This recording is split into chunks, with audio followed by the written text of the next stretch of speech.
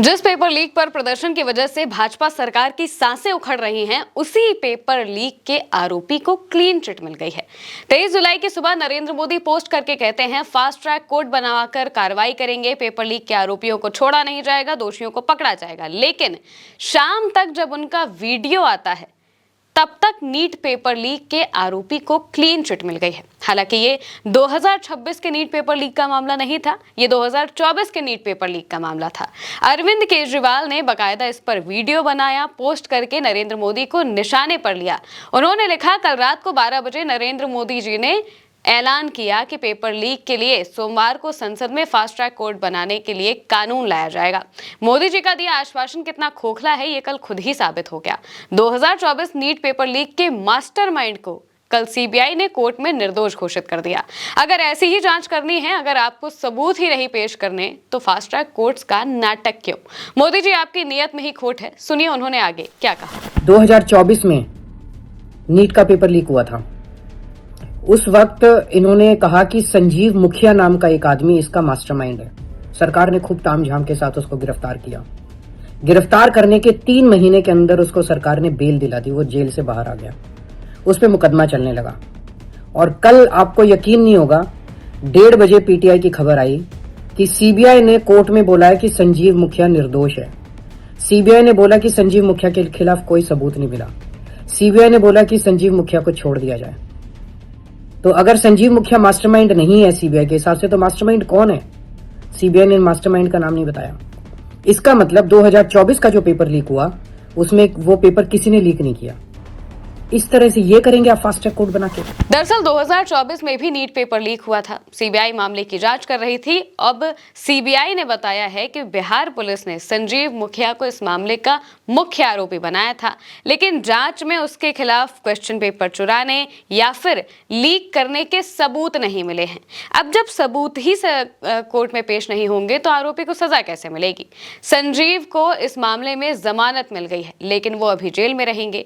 उस पर सिपाही बहाली पेपर लीक का भी केस है। जिस व्यक्ति पर इतने पेपर लीक का केस है, उसमें नीट पेपर लीक के मामले में उसके खिलाफ कोई सबूत ही नहीं मिलता है। सीबीआई ने कहा कि एजेंसी ने इस केस में प्रश्न पत्र की चोरी और उसे बांटने में शामिल हर व्यक्ति की पहचान की है।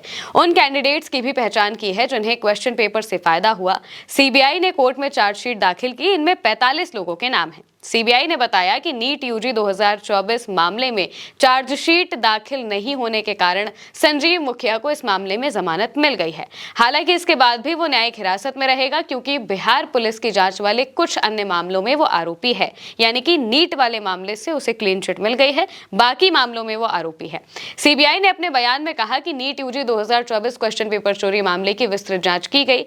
जांच के दौरान चोरी, प्रश्न पत्र के वितरण और उससे लाभ लेने वाले सभी लोगों की पहचान की गई। एजेंसी का कहना है कि मामले में शामिल किसी भी व्यक्ति को कानून से बचने नहीं दिया जाएगा और सभी संबंधित लोगों के खिलाफ आवश्यक कार्रवाई की गई है।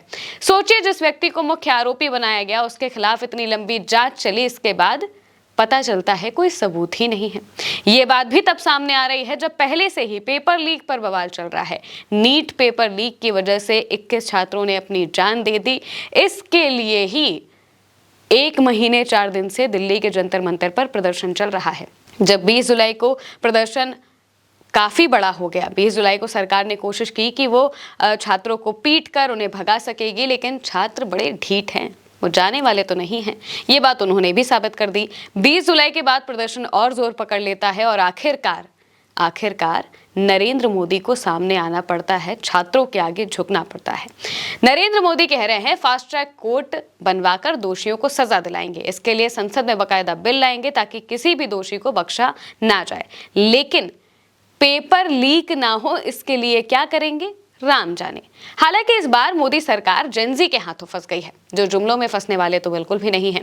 इसलिए उनके इन दावों के बावजूद प्रदर्शन जारी रहेगा, इसका ऐलान हो चुका है। कॉकरोच जनता पार्टी और जंतर मंतर पर मौजूद हर एक जेनजी या फिर हर एक युवा जो प्रोटेस्ट कर रहा है वो इस बात को कह रहा है कि हम यहाँ से जाने वाले तो नहीं हैं, क्योंकि धर्मेंद्र प्रधान के इस्तीफे से कोई भी समझौता नहीं किया जाएगा।